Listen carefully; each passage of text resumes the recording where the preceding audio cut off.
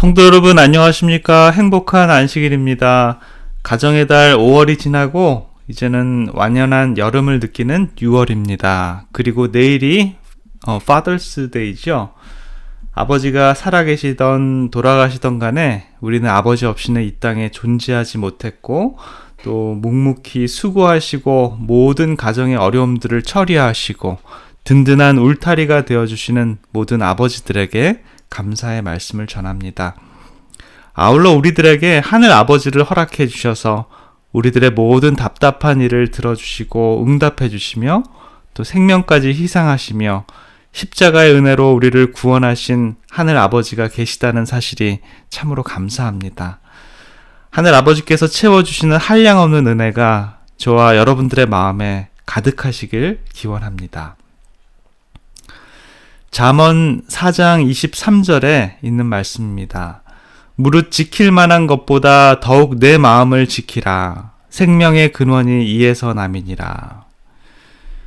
마음은 참으로 묘합니다. 때로는 종잡을 수도 없지요. 어쩔 때는 기분이 좋아서 모두 다 내 뜻대로 될 듯 하다가 또 어떨 때는 한없이 우울해지기도 하고요. 이 땅에 나만 실패자인 것 같기도 한 것이 우리들의 마음입니다. 우리들은 이러한 마음을 어떻게 먹느냐에 따라서 우리들의 미래가 결정되기도 합니다. 저와 여러분 한번 살펴볼까요? 우리들의 품성은 원래부터 좋았습니까? 아니면 별로 좋지 못했습니까?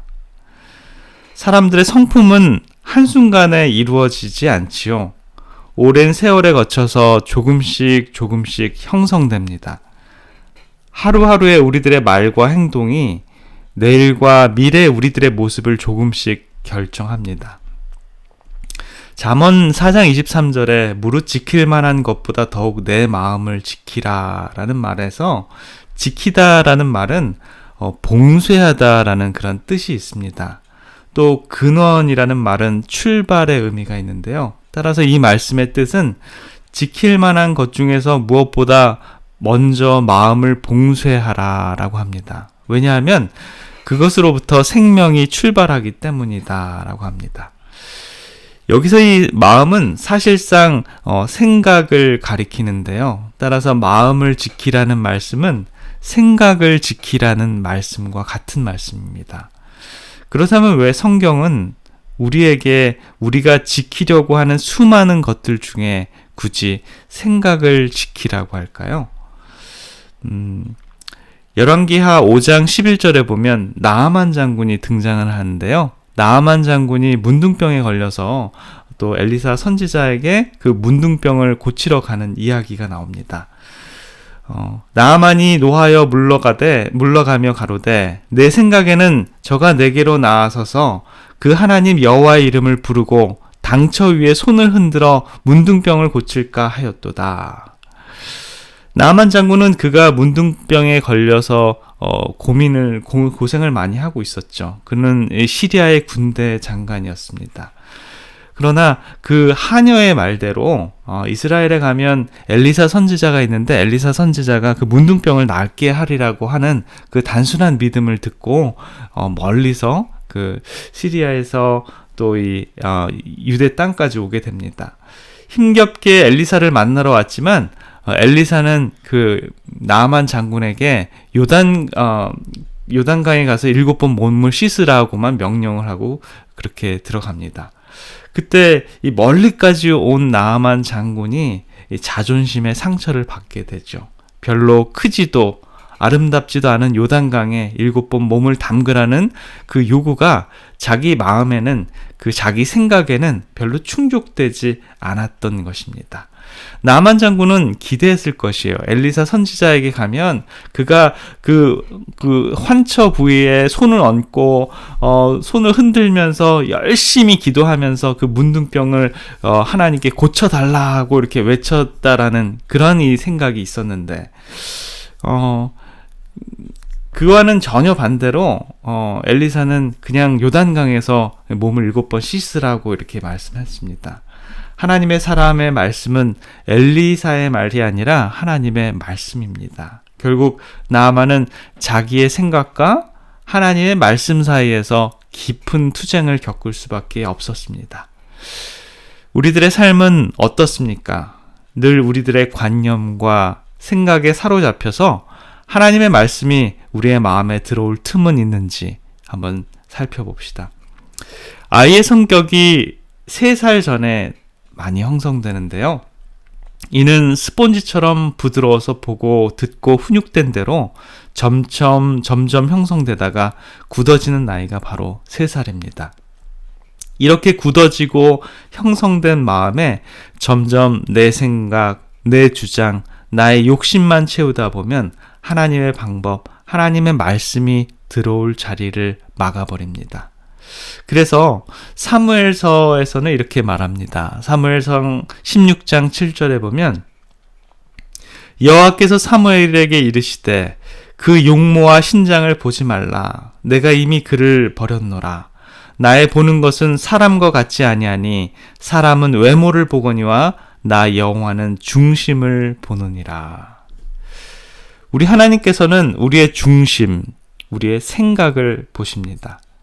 우리는 지금도 어떠한 생각으로 우리들의 마음속이 꽉 차 있습니까? 우리들의 중심은 하나님 보시기에 어떠한지요? 잠언 23장 7절에 보면 이런 말씀이 있는데요. 대저 그 마음의 생각이 어떠하면 그 의인도 그러한즉 이란 말씀이 있어요. 이 말씀은 사람의 생각을 눈으로 볼 수는 없지만 분명한 것은 그 마음의 생각이 그 사람 됨됨이임을 알려준다라는 것입니다. 저와 여러분들의 마음에 품고 있는 그 생각이 우리의 성품을 결정한다라는 것입니다. 제가 아직도 기억에 잊혀지지 않는 그런 일이 있었는데요. 제가 고등학교 3학년 때 일이었습니다. 저녁에 야간 자율학습을 하고 11시가 다 돼서 집에 돌아오는 길에 제 친구랑 같이 집에 오게 되었습니다.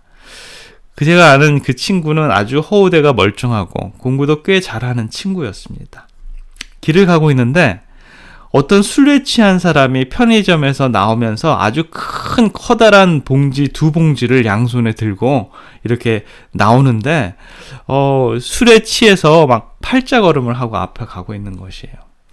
제가 이렇게 생각해 보건대 아마도 이 편의점에서 술에 취한 사람에게 바가지를 씌워서 이것저것 사게 해가지고 저렇게 많이 사게 만들었구나라는 생각이 들었어요. 그런데 1분도 안 돼서 이 술 취한 사람이 2 손에 들고 있던 물건을 땅바닥에 내려놓고 그냥 술에 취해서 걸어가고 있는 겁니다. 순간 저와 친구는 이 술 취한 분이 안타까워서 그의 물건을 들고 뒤를 쫓아가는 신세가 되었습니다. 그러다가 앞에 있는 시동등 앞에서 갑자기 그 술 취한 분이 택시를 타고 가는 거예요. 여러분이라면 어떻게 하겠습니까?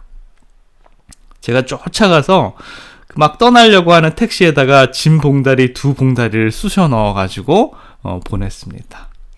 그런데 제 친구가 그 모습을 보면서 화를 버럭 내면서 저에게 그걸 왜 갖다 줬냐는 겁니다. 그냥 가만히 있으면 우리 것이 되는데 뭐하러 쓸데없는 짓을 했냐는 것이에요. 그거 집에 가서 먹으면 맛있었을 텐데 한 10만 원어치는 됐을 텐데 그거 가져갔으면 어머니한테 잘했다고 칭찬을 받을 텐데 막 그러면서 언성을 높이는 것이에요. 순간 그런가 하는 생각이 들었습니다. 술 취한 사람인데 뭘 한다고. 그런데요. 1년이 지나고 10년이 지나고 20년이 지나고 생각해보면 그때 그 일 참 잘했다라는 생각이 듭니다. 그리고요. 그 친구를 생각을 하면 아무것도 잘 떠오르지는 않지만 그때 그 일이 떠오르면서 제 마음속에 그 양심도 없는 친구라는 생각이 듭니다. 성경은 이렇게 말씀하고 있습니다. 잠언 16장 23절에 보면 노하기를 더디하는 자는 용사보다 낫고 자기의 마음을 다스리는 자는 성을 빼앗는 자보다 나으니라. 우리의 마음을 다스리는 것은 쉽지는 않습니다. 그리고 얼마나 어려우면 마음을 잘 다스리는 일이 무수한 군사를 이끌고 적군을 물리쳐서 성을 빼앗는 것보다 훨씬 나은 일로 간주가 되겠습니까? 그리고 화내는 일을 참는 사람은 건장한 용사보다도 더 훌륭한 사람으로 하늘에서는 간주된다라고 이렇게 말씀합니다. 우리의 환경이 수시로 예상치 못하고 변하고, 직장에서, 가정에서, 또 모든 인간관계에서 오는 문제들, 일이 내가 계획한 대로 되지 않아서 가지는 불안감, 또 실망감, 좌절감, 오해나 억울함에서 오는 분노, 이 세상에서 매일매일 마주하는 상황들에서 우리는 마음이 잘 다스려지기가 참으로 어려움을 자주 느끼면서 살아갑니다. 사도 바울 선생님도 우리 마음속에 두 마음이 공존한다라고 로마서에는 기록합니다.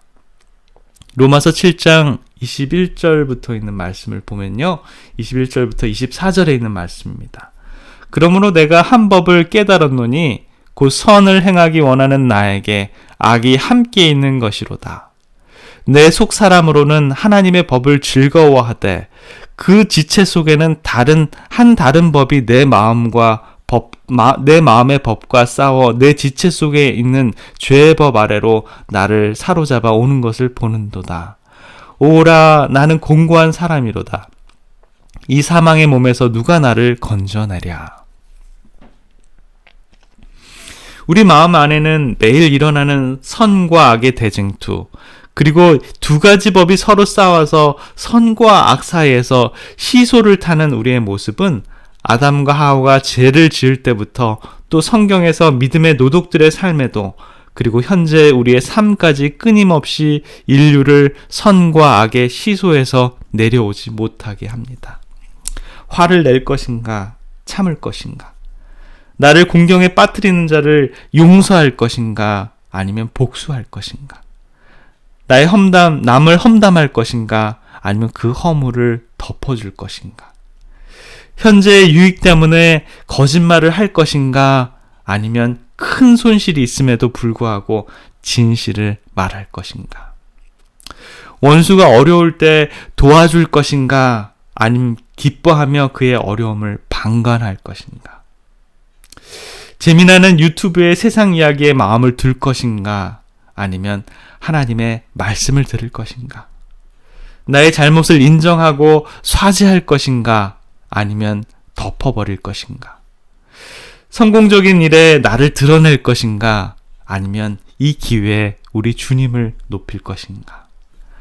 하나님의 것을 온전히 구별하여 드릴 것인가, 아니면 나의 필요를 채우고 내 마음 가는 대로 주님의 11조를 드려서 주님의 것을 도적질할 것인가? 내 인생의 중심이 하나님의 영원한 것들에 사로잡힐 것인가, 아니면 세상 욕심에 가득 채울 것인가? 매일 매순간이 주님을 기뻐하게 할 것인가, 아니면 나와 사람들을 기쁘게 할 것인가? 나의 이 갈팡질팡한 혼돈한 마음을 해결할 수 있는 방법은 과연 무엇일까요? 또 나를 이러한 사망의 구렁텅이에서 건져줄 사람은 바로 누구일까요?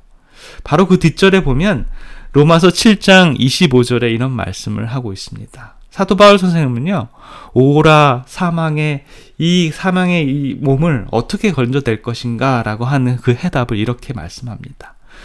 우리 주 예수 그리스도로 말미암아 하나님께 감사하리로다.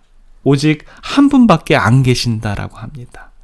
이 사망의 몸에서 이 갈팡질팡한 혼돈의 마음을 해결해 주실 분은 오직 예수 그리스도라고 합니다.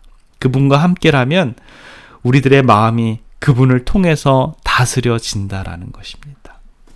생애빛 123페이지에 이런 말씀이 있는데요. 누가 우리의 마음을 소유하고 있는가? 우리가 누구에 대해서 생각하고 있는가? 우리가 누구에 대해서 말하기를 좋아하는가? 누가 우리의 가장 뜨거운 애정과 최선의 사업을 소유하고 있는가? 만일 우리가 그리스도께 속해 있다면 우리의 가장 절실한 생각은 그분에 대한 것이 되고, 우리가 가지고 있는 모든 것과 우리의 존재 자태도 그분의 것이 된다. 위의 말씀에는요, 우리가 우리의 마음의 훈련이 필요함을 말씀합니다. 우리의 마음의 생각의 흐름과 주체를 알아내어서 우리가 그리스도에 대해서 매 순간 생각하고 우리가 그리스도에 대해서 매 순간 말하고 우리가 우리의 열정을 그리스도께 쏟고 그래서 우리의 마음이 그분에 대한 생각으로 채워지면 결국 우리의 존재가 그분의 것, 그분의 소유, 그분의 모습이 된다라는 그런 말씀을 하고 있습니다. 나이팅게일은 30세가 되는 날 이런 일기를 썼습니다. 오늘 내 나이 30이 되었다. 예수가 그의 사명을 시작한 나이다. 주님, 오늘부터 당신의 부르심을 따라 살겠습니다. 유치했던 생각은 이제 버리고 나를 세상에 태어나게 하신 주님의 목적에 순종하겠습니다. 그가 그런 일기를 쓰고 그런 다짐을 합니다.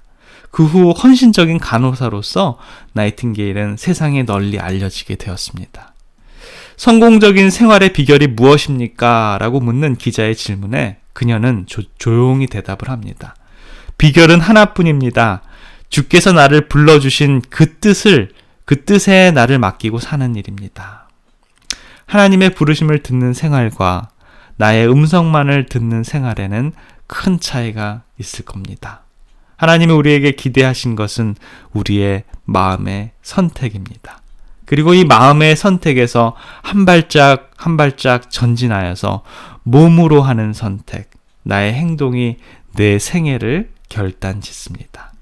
그리고 이 결정은 하나님께서 개개인에게 맡겨주신 하나님의 목적을 자각하게 하고 하나님의 부르심에 반응하게 할 것이며 우리의 삶이 그분의 방법으로 꼴지어질 것입니다.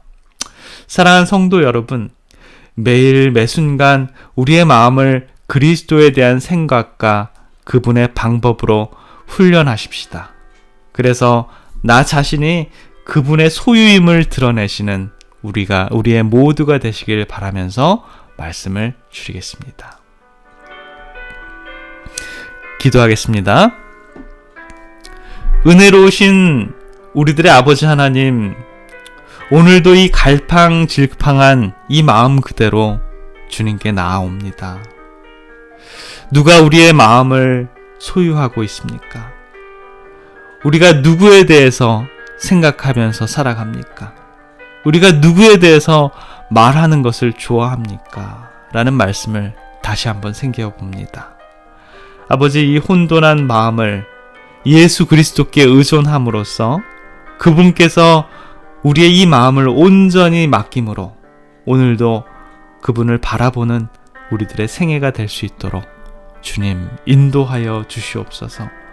그렇게 매 순간 꼴지어진 우리의 품성을 가지고 예수님 다시 오실 때까지 잘 준비되어서 우리들의 삶이 주님께 향하여지고 주님께 우리들의 삶이 큰 축복을 받는 우리들의 모습들이 될 수 있도록 주님 인도하여 주시옵소서. 오늘도 우리 주님께서 우리들과 함께하여 주실 것을 감사드리오며 사랑의 우리 구주 예수 그리스도의 이름으로 간절히 기도드립니다. 아멘.